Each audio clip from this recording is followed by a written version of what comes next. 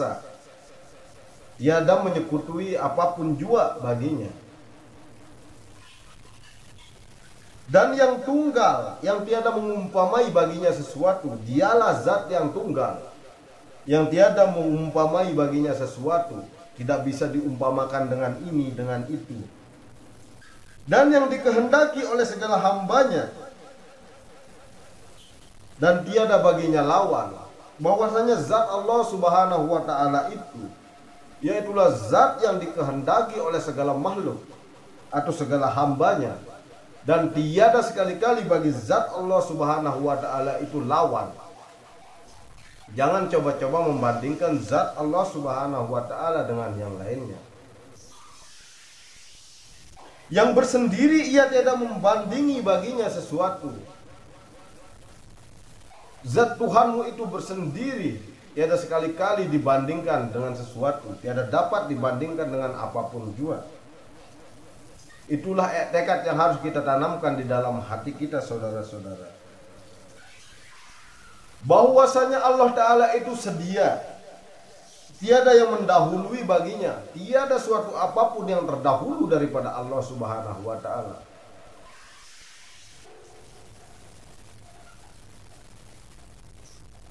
Karena bahwasanya Allah Ta'ala itu dialah yang terdahulu dan dialah yang permulaan, dan dialah yang akhir. Seperti banyak disebutkan di dalam kitab, Allah itu al-awwal wal akhir, dialah awal dan akhir, yang kekal wujudnya, tiada baginya akhir. Wujud Allah Subhanahu wa ta'ala itu kekal, tiada baginya akhir, saudara-saudara. Karena dia adalah wujud yang awal dan yang akhir. Kekal selama-lamanya, tiada baginya kesudahan. Wujud Allah Ta'ala itu tiada baginya kesudahan. Yang berdiri ia dengan sendirinya, yang tiada memutuskan baginya sesuatu. Karena zat Tuhanmu itu berdiri ia dengan sendirinya, laisa kamitslihi syai'un wa huwas sami'ul alim. Tiada menyekutui baginya suatu apapun. Yang ada ia selama-lamanya kekal, tiada memutuskan baginya sesuatu. Dan selama-lamanya senantiasa ia bersifat dengan segala sifat kebesaran dan sifat ketinggian. Tiada menyudahi atas segala kesudahan dengan sebab putus zaman, dengan binasa segala masa. Walaupun zaman ini telah terputus dan telah binasa segala masa, tetapi zat Allah Subhanahu wa ta'ala itu maha kekal, tiada baginya kesudahan. Tetapi adalah yaitu pada permulaan dan kesudahan. Karena bahwasanya Allah Subhanahu wa ta'ala ialah permulaan dan dialah kesudahannya. Dan waz-zahir wal batin, dialah zahirnya dan dialah batinnya. Dan yaitulah yang terlebih mengetahui akan segala sesuatu. Bahwasanya Allah Subhanahu wa ta'ala itu terlebih mengetahui akan segala sesuatu, suatu apapun itu. Dan bahagian yang kedua, bahwasanya sifat tanaziyah namanya, yaitu wajib kita tekadkan bahwa Allah Ta'ala itu bukan ia berjisim yang dapat dikira-kirakan. Jadi Allah Subhanahu wa ta'ala wujud daripada zat Allah Subhanahu wa ta'ala itu bukan berjisim atau mengambil tempat seperti kita, atau bisa dikira-kirakan dengan hati. Dan wajib kita tekadkan pula bahwasanya Allah Ta'ala itu menyamai ia akan segala jisim yang baru, yang tiada menyamai ia bagi takdir, dan tiada menyamai ia pada menerima takdir. Bahwasanya setiap zat yang engkau lihat yang baru ini, itu adalah menunjukkan zat Allah Subhanahu wa ta'ala. Tetapi zat Allah Subhanahu wa ta'ala itu tidak tertentu pada suatu jisim, tidak mengambil tempat seperti kita manusia.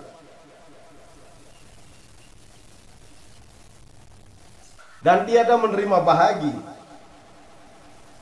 Allah itu tidak menerima bahagi karena dialah yang memberikan bahagian. Dan wajib kita etikatkan bahwasanya Allah Ta'ala itu bukannya ia johir yang mengambil tempat akan dia oleh segala tempat. Dan bukannya ia arad yang tiada mengambil tempat akan dia oleh segala arad. Kalau dikatakan Allah Ta'ala itu bukan ia johir yang mengambil tempat pada segala yang johir, tetapi Allah itu juga bukannya arad yang tiada mengambil tempat pada segala arad. Arad itu tidak beda dengan jisim, sama. Makanya dari tadi dibilang di sini, dikatakan di sini bahwasanya Allah Ta'ala itu tidak bisa dikira-kirakan. Kalau Anda mengatakan Allah Ta'ala mengambil tempat, bahwasanya Allah itu tidak pernah mengambil tempat.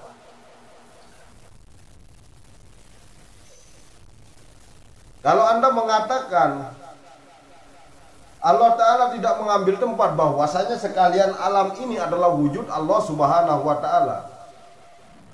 Jangan pernah mengira-ngirakan wujud Allah Subhanahu wa Ta'ala, karena wujud Allah itu tidak dapat dikira-kirakan. Dan tiada mengumpamai akan Allah Ta'ala oleh sesuatu, tidak akan pernah sama dengan sesuatu. Dan tiada mengumpamai akan dia daripada segala yang baru.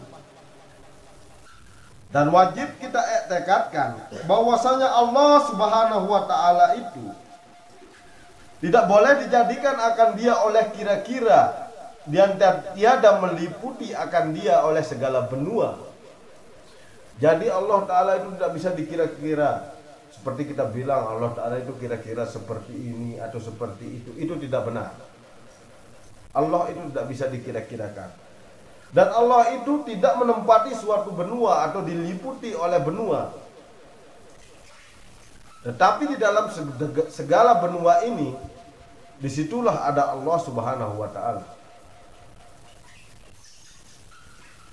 Dan tiada dapat mengelilingi dengan dia oleh segala pihak. Jadi Allah itu tidak dikelilingi oleh pihak. Contohnya pihak kiri, pihak kanan, pihak depan, pihak belakang, pihak atas dan pihak bawah, pihak dalam dan pihak luar. Tetapi Allah Subhanahu wa Ta'ala itu berada di segala pihak tersebut. Karena ia bukan jisim yang diliputi oleh pihak, karena dia bukan jasad yang bisa diliputi oleh pihak. Seperti kita, ini kita berjasad. Di sini ada kanan, di sini ada kiri, depan dan belakang, bawah atas, luar dan dalam. Tetapi Allah Subhanahu wa Ta'ala tidak seperti itu. Bermula Allah Subhanahu wa Ta'ala itu maha suci daripada segala pihak dan segala jisim, dan maha suci daripada segala tempat, dan maha suci daripada segala yang baru. Dan hanya saja Allah Subhanahu wa Ta'ala itu qadim, bersifat qadim, yaitu kekal, yang menjadikan ia daripada segala yang baru ini.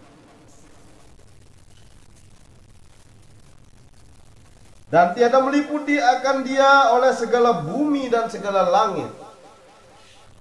Tetapi di dalam bumi dan langit itu adalah Allah Subhanahu wa Ta'ala yang meliputi. Allah Ta'ala tidak diliputi oleh bumi dan langit, tetapi Allah Subhanahu wa Ta'ala lah yang meliputi bumi dan langit. Wajib kita etikatkan bahwa Allah Ta'ala itu mempunyai perintah dan mempunyai kerajaan di atas aras, atas jalan yang mengatakan dia dengan makna yang menghendaki ia akan dia, akan segala perintah yang maha suci, daripada bersentuh dengan aras, dan maha suci ia daripada tetap atasnya,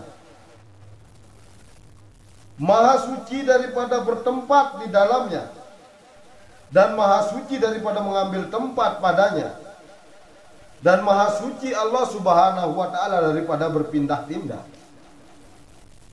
Bagaimana Allah Subhanahu wa ta'ala bisa berpindah-pindah? Karena Allah Subhanahu wa ta'ala itu telah meliputi segala pihakmu. Kamu mau hadap kiri, di situ ada Allah; hadap kanan, di situ ada Allah; depan Allah, belakang Allah, atas Allah, bawah Allah, luar Allah, dalam Allah. Hidupmu dan matimu adalah Allah.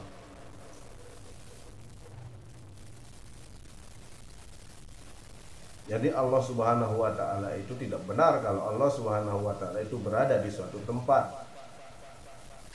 Tetapi yang benar, dimanapun kita berada, disitulah ada Allah Subhanahu wa ta'ala. Bahkan dimanapun hati kita hadapkan, disitulah ada Allah Subhanahu wa ta'ala. Karena bukan badanmu saja yang digerakkan oleh Allah Subhanahu wa ta'ala, tetapi hatimu dan hidupmu semuanya digerakkan oleh Allah Subhanahu wa ta'ala. Dan tiada menanggung akan dia oleh aras. Allah ta'ala itu tidak pernah di aras, tetapi Allah ta'ala itu ada di segala tempat. Tetapi adalah aras itu pada segala malaikat yang menanggung akan aras, ditanggung dengan lapas kudrat Allah. Di aras itu adalah lapas kudrat Allah. Di sana adalah lapas kekuasaan Allah.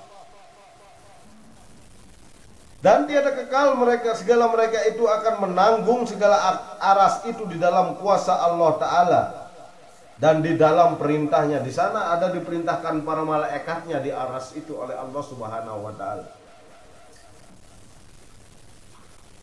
Jangan kita tekadkan di dalam hati kita bahwa Allah Ta'ala itu hanya ada di aras. Aras itu hanya menunjukkan bahwasanya di sana ada lapas kudrat Allah Subhanahu wa ta'ala, yang dimana di sana itu ada para malaikatnya. Dan para malaikat itu tiada kekal ya atas perintah Allah Subhanahu wa ta'ala. Mereka juga akan hancur, mereka juga akan binasa. Yang kekal hanyalah Allah Subhanahu wa ta'ala. Dan adalah Allah Subhanahu wa ta'ala itu mempunyai kerajaan di atas langit dan di atas tiap-tiap suatu, hingga ke bawah 7 petala langit dan 7 petala bumi. Di langit, daripada langit yang pertama sampai langit yang ke-7 itu kerajaan Allah Subhanahu wa ta'ala, dan ke bawahnya dari bumi yang pertama sampai lapisan bumi yang terdalam itu adalah kerajaan Allah Subhanahu wa ta'ala. Sehingga kemanapun engkau memalingkan wajahmu, semuanya adalah kerajaan Allah Subhanahu wa ta'ala. Inilah yang harus kita tanamkan di dalam hati kita, saudara-saudara, tentang keadaan zat Allah Subhanahu wa ta'ala. Jadi yang dinamakan zat Allah Subhanahu wa ta'ala itu maha luas, maha suci, maha di atas segala-galanya.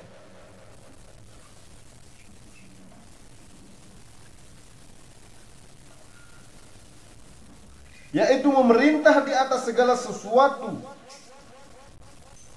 daripada segala-galanya di antara bumi dan langit, yaitu hanya Allah Subhanahu wa ta'ala.